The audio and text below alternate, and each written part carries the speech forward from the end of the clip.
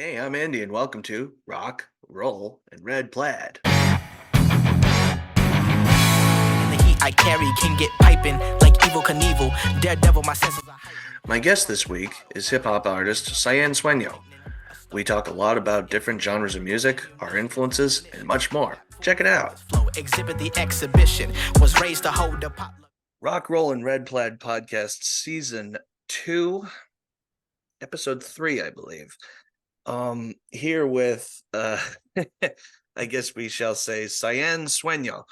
Otherwise known as my graduating class partner here, as we just figured out, Salem High class of 2013. Very small world. My goodness. Let's, without dodging everybody on the podcast here, let's names. Oh my gosh. Kevin De La Cruz. Did you remember Kevin? Oh yeah, I remember Kevin. Yeah, yeah. I haven't seen him in a minute, but Oh my goodness. If you're watching, Kev, hey, hook us up. Oh my goodness, the names could go on and on, but oh man, full list. that was crazy because we reacquainted at a couple open mics ago. It was 2 months ago, a month ago now. Maybe 2 months ago. I think you're right. Yeah. Yeah. Breaking Grounds. Yeah, Breaking Grounds in Peabody. Yeah. Because now, first of all, my first question is going to go out the window. Now, where did this fantastic stage name come from? Because I was just telling my friend before I came on here, I said, if that's his real name, he has won the name game forever and eternity. No, I would imagine. So yeah, Cyan Sueño. So the Cyan portion, it's pretty easy. Like that's just like my favorite shade of blue. Yeah. And I guess like if I were to like look deeper and like into like the meaning or whatever, like I guess like when I was a kid, I was pretty big into like Pokemon, Okay. like a lot of other kids, right? So Mhm. I read like the manga pretty like in middle school. Sure. I realized that a lot of the main characters, so like in like the the anime or whatever, like it's Ash. Everybody knows Ash Ketchum and all stuff like that. But in the manga, all the main characters' names are colors, like just like the games where it's like, oh, Pokemon Red, Pokemon Blue, Pokemon Yeah. Silver, Diamond, Yeah. blah blah. Yeah. So I think like I would say like subconsciously that's why I chose Cyan. I was like, oh, let me go with, like a name, name that is a color. The studio portion, it's a couple reasons. When I was young, my father would always say, "No te duelma," which means "don't fall asleep." And that was like his way of saying like, "Oh, like stay woke, don't let people like sneak up on you," kind of thing, Right. Be And also, alert. exactly. Yeah. There's also a drink that is Caribbean in origin, called Morir Soñando, which means to die dreaming. Which is I know it's like a really like daunting name. Yeah, but what a name for a was it a soft drink? Was it a liquor or? So it's like a creamsicle drink. It's like literally Ooh, okay. like carnation milk and like orange juice. It's like Wow. and it tastes really good. So I guess it's like, oh, you drink it so it tastes so good that you'll die. Like so. Daunting indeed. Yeah. Certainly. To go back for a second, to not goes on our what would have been our 10-year reunion this year. I didn't go, but it was just I actually got kicked off the forum because I kept posting about other stuff. I'm like, this is what I'm doing now. I don't live back then. Yeah. Or if it was music related. Yeah, just because I had published my book and it's just like the things I have been doing. Right. And then one of the moderators, I won't say who, was just like, yeah, that's not related to the class. I'm like, whatever, dude. I'm like, okay, we know where you peaked. Zing. Sorry. I'm gonna burn no bridges here, but it was just weird, because I started playing music professionally in between our junior and senior year. Oh, nice. That's awesome. I don't know if you remember, I was in a band called Afrofish. I don't know if that name got maybe like it's like vaguely like yeah, it was like us trying to be like Green Day, basically. Is that kind of stuff, I got you. I actually on my not newest but latest full length album. I recycled one of those songs and rewrote it, and there's the chorus gang vocal part is still part of that, so it's kind of like a nod to what we did back then. So I got you. That's nice. The little tribute. yeah, and then we shot a video for it, and yeah, it was nice. But gosh, I guess if I had you know if I had known it, this is just blowing my mind that it's you, man. It's just like because you put a name to a face, but then the name goes away It and it's doesn't the like same face, and like, wait, it's not what? compute. I know, Yeah, dude. So yeah, funny. man. But who was the artist for you that made you want to start writing and performing personally for Ooh, you? artist that made me wanna. I feel like it's a combination of like so an artist that I continuously admire is Mhm. he just actually just dropped an album that wasn't a hip hop or rap album. It was a an instrumentalist album. It was Entre 3000. Okay. He just dropped a. You should listen to it. It's very super ambient. It's like he's like become like a flautist now, and it's just like it's super nice. If you're like just doing stuff around the house, doing chores, Sure. just listen to it. It's super peaceful. Awesome. If you Yeah. meditate, do that. Um, but before that, when he was in Outcast and stuff like that, I always admired like the poetry in his words. Like it Mm. always like hit me really hard. I don't know, like I don't, and I haven't really figured out why yet. Like every Mhm. time I listen to it, I'm like, oh, this guy, he's like, and I never want to put, I don't like putting any genre of music down, No, but no. I like that he used like hip hop and rap almost as like a, uh, hmm, like a way to use his like he would say that he is a rapper, but a lot of the times it felt like just poetry with an instrumental behind it, you know? Which is very much similar to what you do. Oh, thanks. I appreciate I was that. I was just trying to describe that to my friend who I was telling you about before, and that's exactly how I described it. That's awesome. So I really you have achieved your goal. all right. All right. I'm just gonna quit. That's it. Retire. No, mic drop, boom, I'm done. I'm done. That's it. Wait. Oh my gosh. But I yeah, can't, yeah. I would say that he's probably like the one that I look up to Mhm, when it comes to that aspect. mhm. I've only really like recently started doing music. Like I've been like writing for like years, but like that only took like the leap maybe like a year and a half ago, I want to say. And that was kind of like just like a Mm, whatever moment. It was like, oh, mhm. like my brother was like, oh, hey, like I know a guy who's a producer. Like, would you like you should like swing by the Yeah. studio? And I was like, you know what, sure, why not? And like I'll Yeah. go in and like see what happens. I've never been like through a studio before that, so I was Yeah. like, oh, let's see Can be how it goes. daunting in a place like that.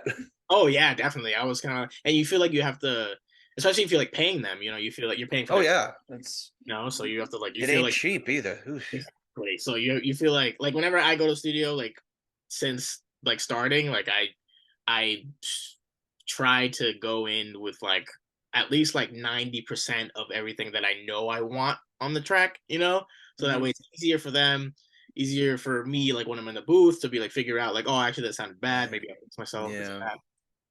So Absolutely.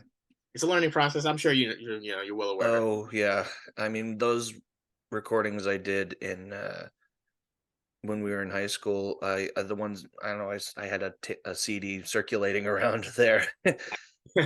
We all did them. Well, we just moved here about a year ago, but the house I was in for, oh my gosh, most of my life, we did that all in the front room there. Oh, nice. Um, an electric drum kit, which we just put a plug into it, so we didn't have to mic a whole drum set, which I'm finding out is ridiculous. Because with the third floor now up here is being turned into a whole studio room, so I don't have to pay for studio time anymore. Yes. Nice. That's. I'm sure your Yeah, wallet. rent out maybe. I don't know. Hey. Yeah, that's true. Yeah, I was gonna say It's you to what's it called? Record company. I just recently swung. mhm. Yeah. Great place. I have a friend who used to work there. Yeah. Oh, awesome. Yeah. Yeah. I've heard about it for a while, but I just got because I'm helping a friend of mine with a song, and yeah, it's like so cheap to just rent out a space. Yeah.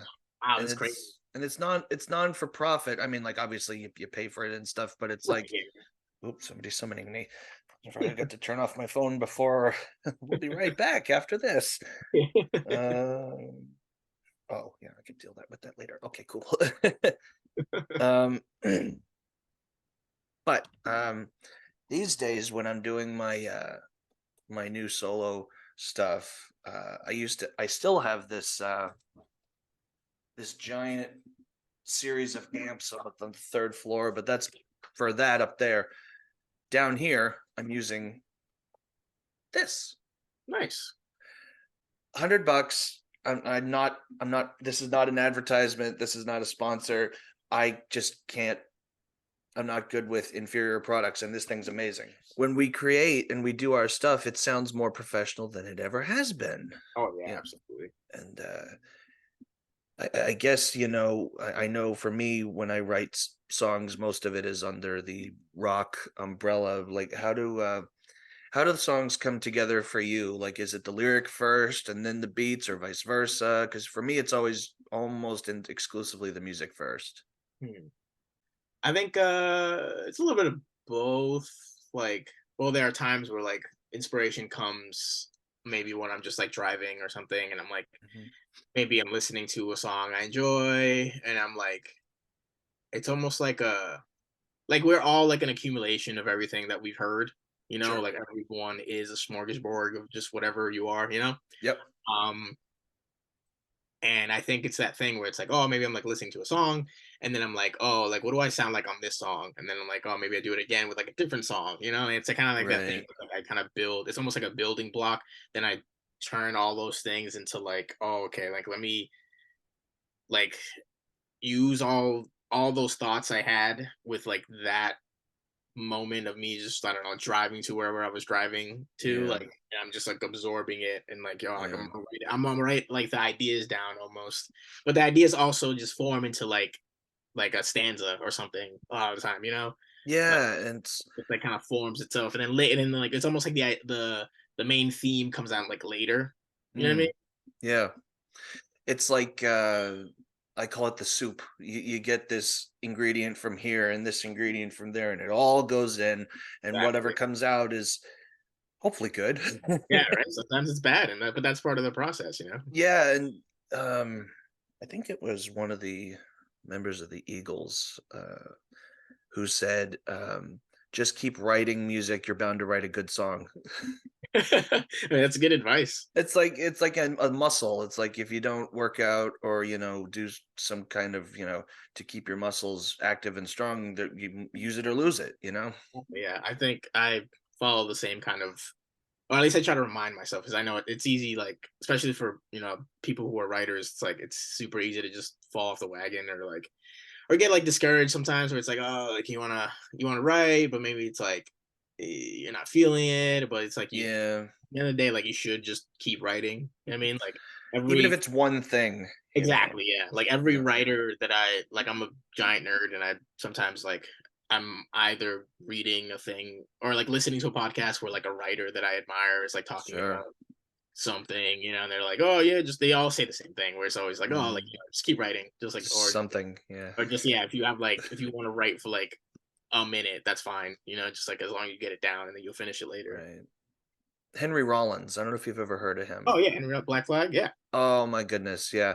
I just met him. I met him a few months ago. He was at the Cabot Theater in Beverly, Oh no and way. Was he playing or was he just like he does not sing anymore. He right, does he and this is interesting the way you put it.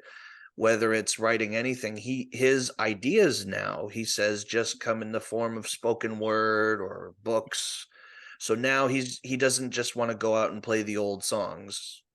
He doesn't want to be like what he calls a karaoke machine of his own old material, right, right, which I right. respect that. Like as a writer, like there's bands like Aerosmith or like longevity bands that can go out and play the hits, and Yep. that's fine.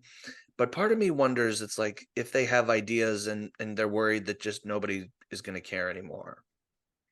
Yeah, I get that. I think and I was listening to, it's funny bringing it back to Andre 3000. He Sure. was saying something similar recently, like in an NPR article about, I think it was NPR, but Mhm. it was about just kind of the um like just being a rapper, but being at that age. It's almost like at the end of the day, like what am I even talking about? You know, because he's like, you know, he's about to hit his 50s.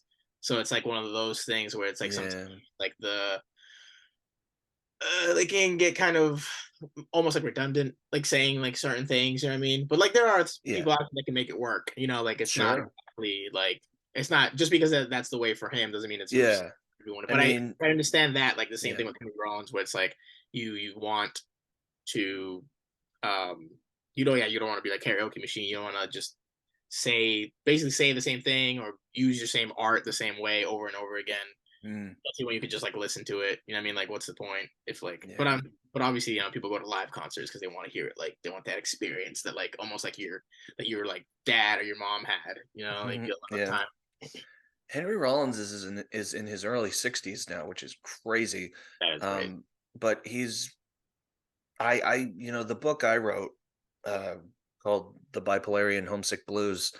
It's like a memoir about living with bipolar from the first person perspective. There were so many books where it's like doctors or psychiatrists would write about it, but I never heard of anyone writing from it like the first perspective. Right, right. So it's just like no one else did, so I did. Yeah, that's awesome. And Henry Rollins was a big influence on that style of writing, that kind of dry, sarcastic humor mixed with a little bit of, like gallows humor kind of thing. Like, because it's no big secret that I've been in psychiatric care for sometimes. I was in for a month at one point, and it gets real fast.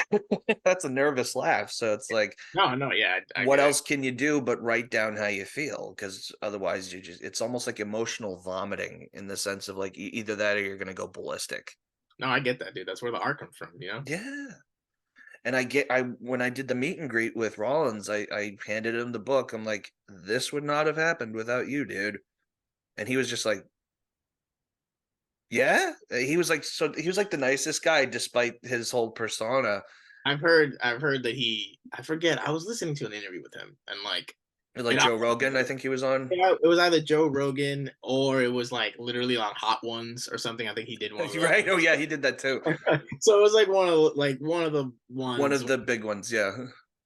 and he was talking about like, yeah, like when he was Black Flag, he was just angry all the time and like just spewing stuff just because that was like the outlet, you know, that he had. Sure. That's how he used. But now he's like a There's very calm or calm. Yeah, I could be a very calm mm, person.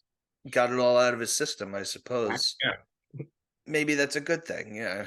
I Oh mean, yeah, I mean I growth, d- growth. You sure, know. sure. I just remember this one clip of like he's doing a Black Flag show and he's just throwing haymakers on the guy in the front row. I'm like, my God. He was a really angry dude. The punk rock days, the early stuff, like early 80s and stuff. I have a friend who I had on the first season of my podcast. I think I sent you the link for him. He was on when we're taping this, it was on yesterday. Oh, dude. um So I actually saw a little bit. I couldn't of watch. Cliff, yeah. I watched. Yeah. You know what's funny? I used to work, and he's pretty vocal about like his like him having like obsessive compulsive disorder. Sure, yeah. I feel like I'm crossing the line and speaking on that. But I used to work for the ride, you know, like the ride service and stuff like that. Okay. And I picked him up. Like he would never know who I was. I was like yeah, like You're young, just one of the dudes, yeah. just like one of the guys or whatever. But he would tell me Sure. about anti-chemical straitjackets all the time. Oh Um, my gosh. I've done songs and co-writes with him. that's awesome. Yeah, he's a really nice dude. He's like He's a sweetheart, he really is. he Yeah. has a heart of gold. Oh my goodness, yeah. Um, how do you, speaking of gigs and stuff, how do you mentally prepare before you step out there and get to throwing down, I suppose? Let's see. How do I mentally prepare? I think I just kind of. I mean, I definitely like. It's become almost second nature now, where it's like I definitely, you know, I go over my own songs, but Set and list and like, such. I owe it to like it's funny because like a lot of people hate driving, and like I understandably so. Like driving does suck most of the time. But I do Why have I don't drive. yeah, that's fair, yeah. Case in point. But it is I do have to attribute it to just driving a lot. Like I feel like that's where I practice most of the time. Is like I just play the instrumental and I just kind of like have Get the prepared. yeah, exactly get prepared. Like whether I'm driving there or like whatever destination I'm driving to, I'm just like I just play the instrumentals on my phone or whatever, and I just kind of like go at it, and I feel like it just helps a lot just because I do it. Is it at the end of the day? I think it just is repetition. I just do it over and over and over again. Like mental muscle memory, Basically, yeah, and then especially because it's like I've noticed like sometimes it can be a little different if like you have like an instrument and you're playing, and you're Mhm. maybe you're a little more stationary. But it definitely helps me when it's like I can get the words down to the point where it's like almost like muscle memory, where like they almost leave my mouth in like a Yeah. natural way. So that way, like if I'm performing, I can like walk around and not worry about like me moving will like ruin like my memory, because sometimes I feel like that's a big thing I've seen with like artists too, like with like a lot of like a myriad of like different artists where I feel like they like stay very stationary because they're afraid that like if they move at all, they're gonna forget the words. Oh yeah. Like and I get that because I've been there where like I've been like, oh, I feel like I'm comfortable, and then I move, and then like in my head it's like almost like like when you do karaoke and like the words like highlight, Yeah. it's almost like a glitch happens every once in a while, or like even though I've done like a certain song like a bajillion times, Oh I'm my just like gosh. walking, and then like, oh, there's like the sentence, and in my head it's just like, oh, it's like a glitch where it's like it's not there anymore. I'm like, oh crap, and then it's just, but Yeah. I've gotten pretty good at just like continuing on without having it disturb me in the performance. Yeah. Oh yeah, It's it's it's definitely studying and doing what you got to do. yeah, pretty much. That's there's no. It's like that's almost like the crappy thing and also the good thing about being getting like becoming skilled at this is that like there's no cheating. No. There's like you just have to do the work. There's Yeah. literally nothing that you can like hop over. And maybe in a technical aspect you can like when it comes Mm. to recording you can quote unquote cheat. But when it comes to like live performances or something, like you can't. There's nothing There's hide. you can tell the bands who can do it live in the Exactly. especially in the rock setting is like, and I know there's been, I don't know if you were up with Ronnie Radke from Falling in Reverse, and he had that whole controversy last year about tracks. Mhm. He's not lip syncing, and the Right. band is really playing, but what's coming in are the fillers. Like, you can't bring a full orchestra with you on tour, Of course. Yeah. especially when you're playing House of Blues. Yeah, of course. It's not even an option. Oh yeah, that makes sense. It's similar to I've noticed a lot of artists like like me who like do like more so like rap and hip hop where they Mhm. do a lot of they have like their vocal tracks on their track like in their on the instrumental, like they do it with, and that is a little weird. Like I try to, and when I Like, do it it's I yeah. have the hook playing, and then I come with the verses after, and but like the hook is more so to just I've seen the way you did it when we first met a couple months ago. The way you did it, there was like a call and response, exactly, yeah, and like that's okay. right, yeah, because it's just like it's almost I'm playful with it. I'm using it, so Yeah, it's almost like I'm making sure that people are paying attention to the words I'm saying, kind of thing. sure. Um, but yeah, I've noticed that a lot of people do that with the words behind on the track, and I think it's like it's both like a confidence thing and like I think they're afraid to that they're not gonna know the words, like know all the words, which is interesting. Like it's almost like it's the same way where you would like if you knew a song like a someone else's song, but it's like, oh, I have to hear it so that way I know Yep. the words to it. I No, yeah, you know what I'm saying? I got to show you something for the frame of reference because this is Oh, is that Gulu you said? Yeah. yep. You hear There we that? go. Okay, cool. Um okay, so it's about here. So it's going and it's kicking and everything, right? Speaking of Cliff, it's right there. But look at this. What happens? What are my own words? I don't even know my own words. But nobody cared. And that was the beauty of it, because it was a fun song, but nobody knew it. Yeah, I've noticed that performing live too, that like at the end of the day, as long as you're confident and don't audience like don't do like the I forgot face. They're not, like they're not And I've been there. I've been like, and I was right there too. I was right there too, but I just decided to Van Halen it, because I remember David Lee Roth at like the very first song of the set, which exactly what that was. I was just like, and of course back then, of course in the Van Halen days, it's like, yeah, even on that level in front of like how many hundreds of thousands. That's awesome. Just one of those things. Catching yourself, dude. That was good. That was a good. Oh my gosh! But how many times have I played that song with the guys, but I wasn't singing it? Oh, it's like, well, speaking of stuff that I guess you could say that could go well, do you have any gigs in your back pocket, I should say, that have been done that you would consider one of your best? One of my best. I did a show at here in Salem at Bit Bar. Oh, okay. I gotta get down there. Yeah, it's awesome.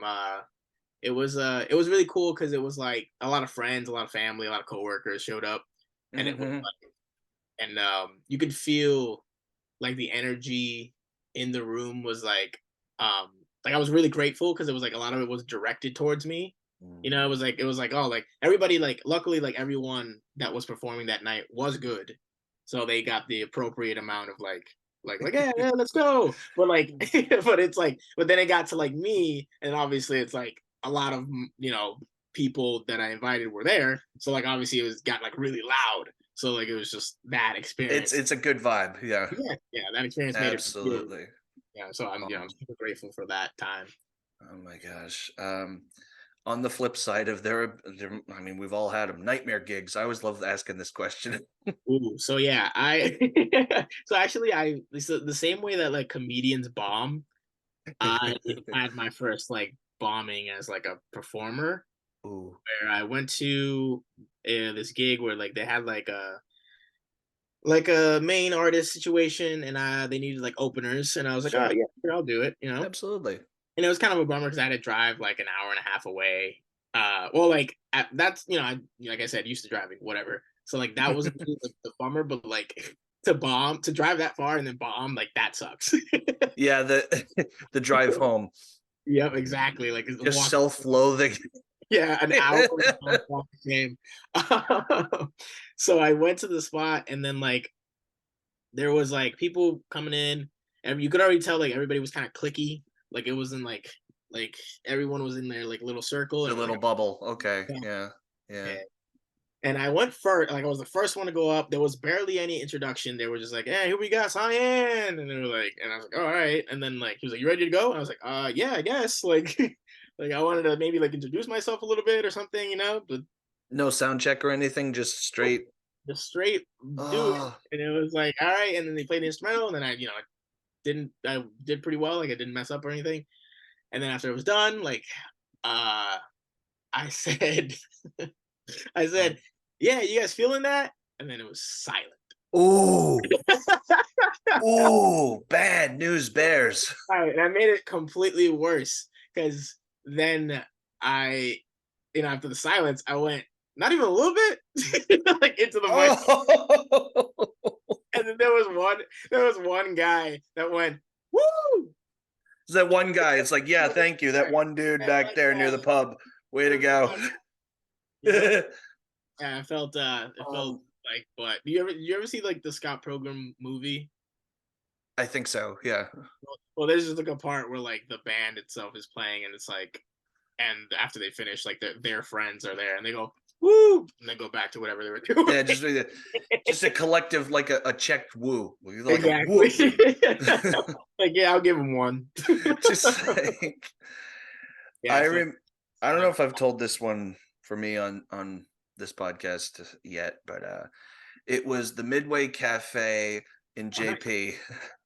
the on a Midway's great. Yeah. yeah, on a Sunday afternoon during the AFC Patriots game. So already it's bad. Like everybody bailed to really go see the Patriots or Yeah. watch it at home or whatever. This is when they were playing the Broncos. It's a couple years ago now. Right. And I usually wear a couple bandanas on my arm, just sweat or whatever, because it's just ridiculous. And there's like 2 people in the room. It's ridiculous. It's right. It's whatever.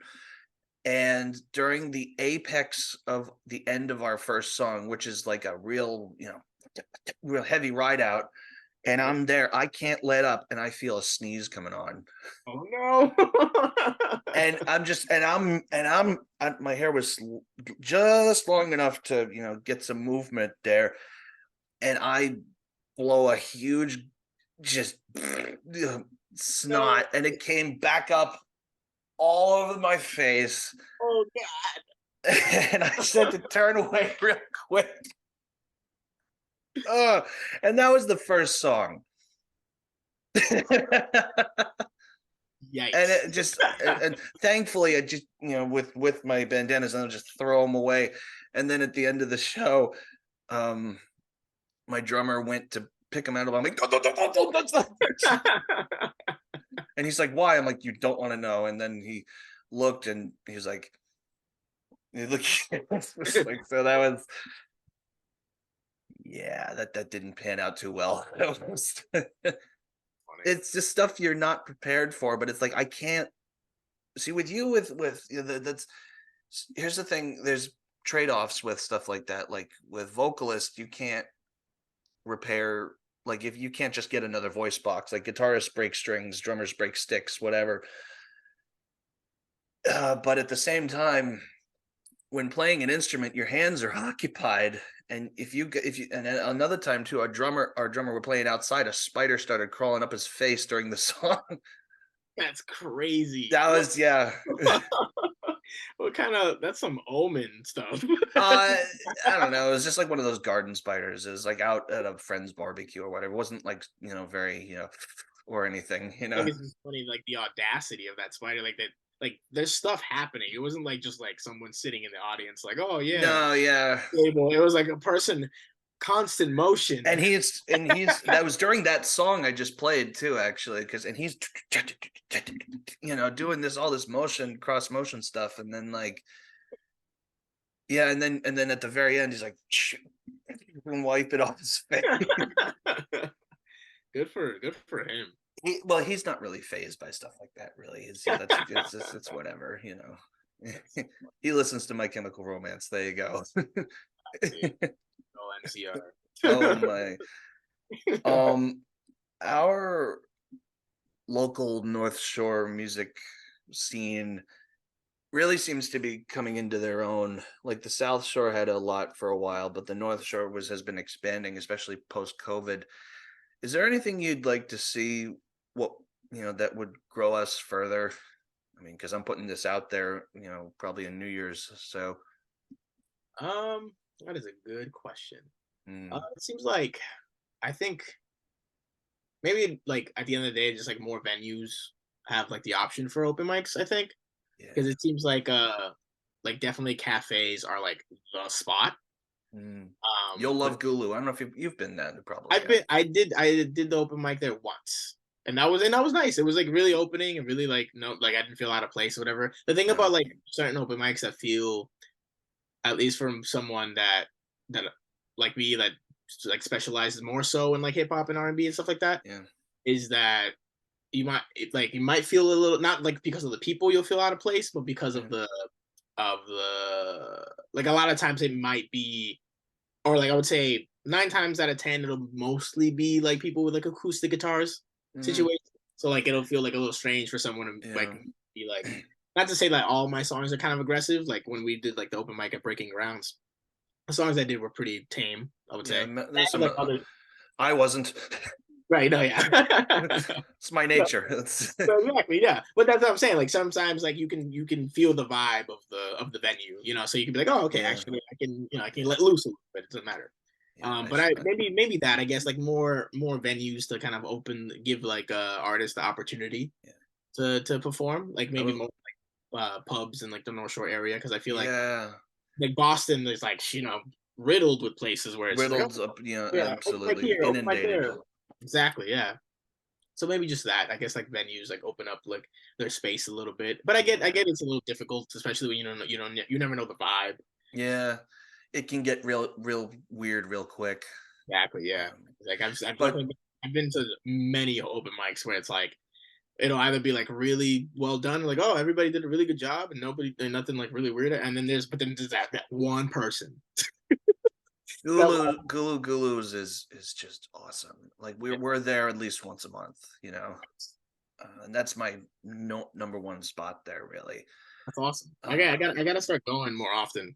it's every Thursday, really. So, That's awesome. English Dave runs it. That's what I call him. English. He's from the UK originally. I call him English Dave. Nice. um, but you know what?